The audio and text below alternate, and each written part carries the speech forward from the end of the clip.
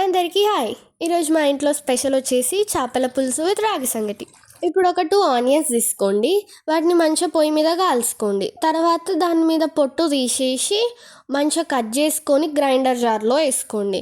ఒక 2 స్పూన్స్ నువ్వులు వేసుకోండి. మంచిగా గ్రైండర్ పట్టుకొని ఒక గిన్నెలోకి ట్రాన్స్ఫర్ చేసుకోండి. అలా ఆనియన్స్ని పొయ్యి మీద కాల్చుకుంటే మంచి ఫ్లేవర్ వస్తుంది. మరీ స్మూత్గా గ్రైండ్ చేసుకోకండి.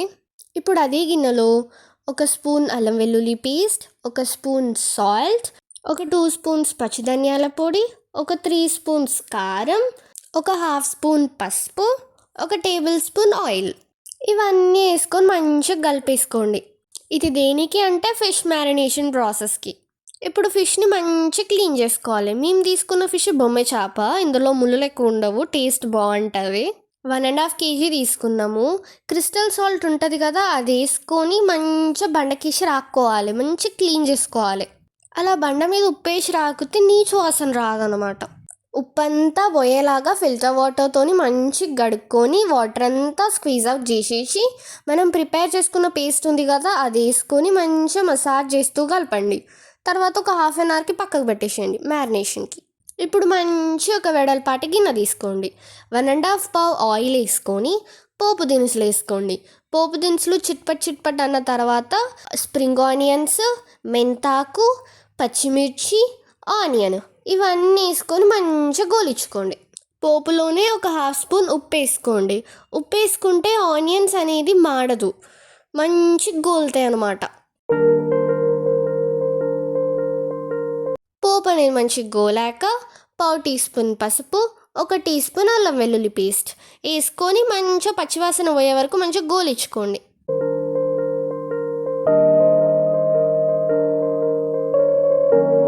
ఒక 2 minutes తర్వాత మ్యారినేట్ చేసి పక్కకు పెట్టుకున్న ఫిష్ ఉంది కదా, అది వేసుకొని మంచిగా కలుపుకోండి.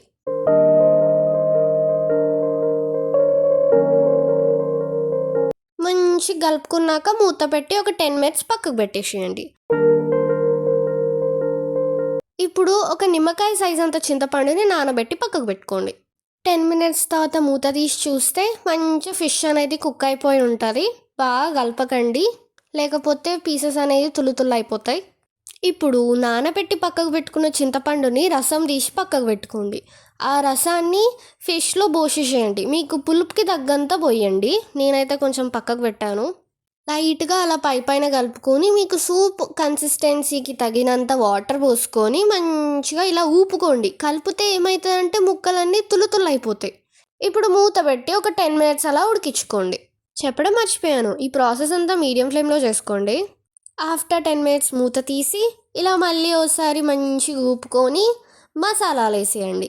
ఒక 2 స్పూన్స్ వేంపిన ధనియాల పొడి, ఒక స్పూన్ మెంతి పొడి, ఒక స్పూన్ గరం మసాలా ఇవన్నీ మంచిగా వేసిన తర్వాత కట్ చేసి పెట్టుకున్న కొత్తిమీర వేసేసేయండి. వేసేసి మళ్ళీ ఒకసారి మంచిగా కలుపుకొని మూత పెట్టేసేయండి ఒక 5 minutes అట్లా. ఆఫ్టర్ 5 minutes మూత తీసి ఉప్పు కారాలు మీకు సరిపడేంత ఉన్నాయా లేదో చెక్ చేసుకొని వేసుకోండి. ఇప్పుడు రాగి సంగటి చేద్దాం రండి. కొలత అనేది ఒకే గ్లాస్తో తీసుకోవాలి. ఒక టీ గ్లాస్ రైస్ తీసుకోండి. మంచిగా వాష్ చేసి పెట్టుకొని 6 glasses ఆఫ్ వాటర్ వేసుకోండి, సేమ్ అదే గ్లాస్తోని. తర్వాత పొయ్యి మీద పెట్టేసి మంచిగా ఉడికించుకోండి. ఇప్పుడు సేమ్ అదే గ్లాస్తో రాగి పిండి తీసుకోండి. ఒక గిన్నెలో ఒక గ్లాస్ రాగి పిండి వేసుకొని కొంచెం ఉప్పు వేసుకొని వాటర్ వేసుకొని మంచిగా లూజ్ కన్సిస్టెన్సీ వచ్చే వరకు కలుపుకోండి. వీడియోలో చూపిస్తున్నట్టుగా ఇలా మంచిగా కలిపి పక్కకు పెట్టేసుకోండి.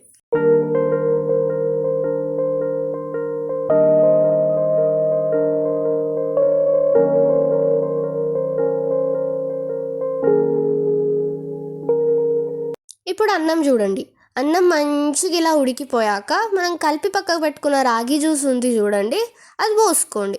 అది మంచిగా కలుపుకున్నాక సేమ్ అదే గ్లాస్తోని ఇంకో గ్లాస్ రాగి పిండి దాని మీద వేసేసి మూత పెట్టి ఒక 2 minutes అలా ఉడికించుకోండి.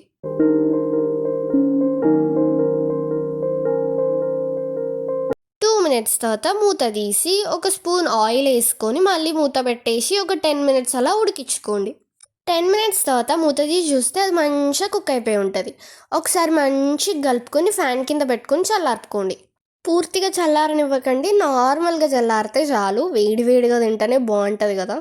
కొంచెం చల్లారాక అదే గంటతో మెత్తగా ఇలా మ్యాష్ చేసుకోండి. మంచిగా మ్యాష్ చేసుకున్నోళ్ళే చేతికి కొంచెం ఆయిల్ రాసుకొని ఇదంతా చేతిలోకి తీసుకొని మంచిగా ముద్దలాగా పిసుక్కోండి.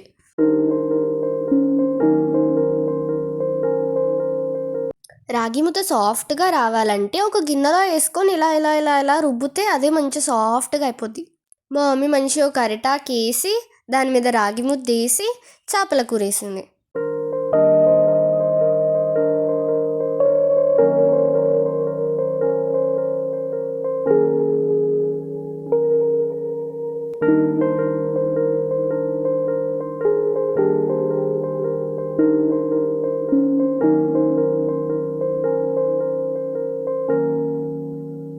చూడ్డానికి చాలా బాగుంది కదా. ఇప్పుడు టేస్ట్ చేద్దాం రండి. యాక్చువల్గా కర్రీ మా మమ్మీ చేసింది, నేను జస్ట్ ఫిష్ కడిగి మ్యారినేట్ చేశాను అంతే. టేస్ట్ వచ్చేసి చాలా బాగుంది. మీరు కూడా ఖచ్చితంగా ట్రై చేసి చూడాలి. రాగి సంగటితో చేపల పులుసు సూపర్ కాంబినేషన్. ఇంకో వీడియోతో మళ్ళీ కలుస్తాం. అప్పటి వరకు బాయ్ బాయ్.